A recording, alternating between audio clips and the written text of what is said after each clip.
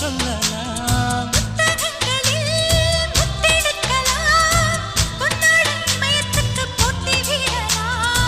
பூமிக்கு பொட்டு வைத்து பார்க்கலாம் பார்க்கலாம், பூவுக்கும் ஆடை தைத்து போடலாமா?